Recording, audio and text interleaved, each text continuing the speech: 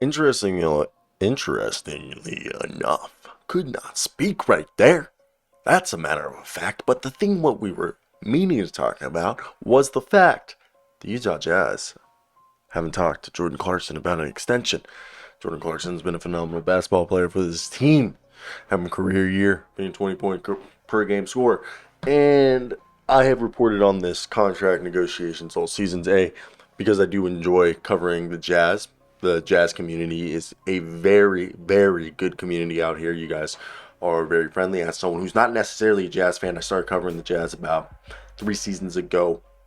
You know, more intently, with more, I guess you would say, attention, and I've loved it. I've loved it. It was 3 seasons ago. So for me, this season has been so much fun because Jordan Clarkson and Lauri Markkanen were what we thought the cornerstones of this rebuild that Danny Ainge was doing. We know Lowry is. Lowry, you're not trading him. You're not trading Lauri Markkanen, baby. That's not happening. Okay. But the idea now that Jordan Clarkson, which they alluded to the thought that he was going to be a guy that they wanted to keep around for the long haul,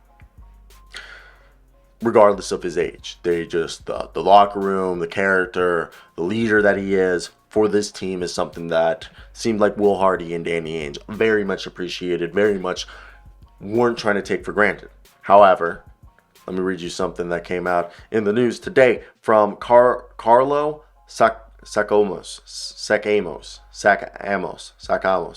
If I say it in Spanish, because it's like Filipino, so Karlo Sacamos. Yeah, Karlo Sacamos. His name is Karlo Sacamos of Spin Philippines. Jordan Clarkson recently held an online session with Manila, Philippines-based reporters. During the session, Jordan Clarkson clarified he had not turned down an extension from the Utah Jazz. If you guys remember, last week I posted a video saying that Jordan Clarkson had declined a extension from the Utah Jazz. Now, this report is counteracting that, saying that there was no extension. Now, let me read you a quote. Quote, I've said nothing that was quoted. Now let me actually start the quote. I've really had no communication in terms of an extension from my side or my team that I know of.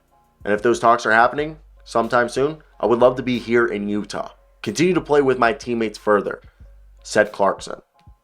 Clarkson's eligible to sign a 4-year, $72 million extension with the Jazz if he declines his player option for the next season.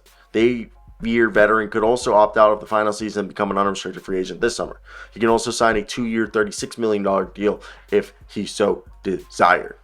Now, I want to hear your guys' thoughts. What do you think of this?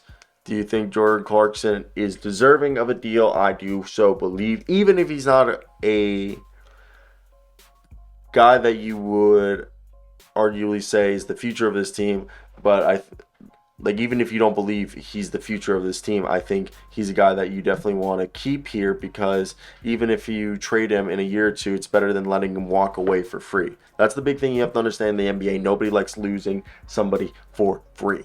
Okay? You don't give up players for free. Players are hard to come by, especially ones like Jordan Clarkson, guy's a $6 million a year. So, interesting enough, I think with time, it will all work out. And I don't see Jordan Clarkson leaving. And if he were to leave, it's a first-round pick that's taking him. Maybe even 2. But there's a reason why he's been here this whole season. They like this kid. And for me, I'm just going to pull up the article, because it was on Real GM. So, besides that, here's another quote. If the summer comes and it's nothing else, or it's not an agreement or anything comes through, we'll just have to wait and see. I can't tell that far in the future, but in terms of right now, I don't think there's really been much talking. And obviously, you guys know he's averaging a career high 21 points, 4.5 assists, 4.5 rebounds, and 32.6 minutes through these 45 games. And if he does go to the All-Star game, he's the first Filipino to make it. And obviously, this guy's playing at an All-Star caliber. It depends on the direction that this team's going to go. So that's the big if. So bye. I hope you guys enjoy. Bye-bye.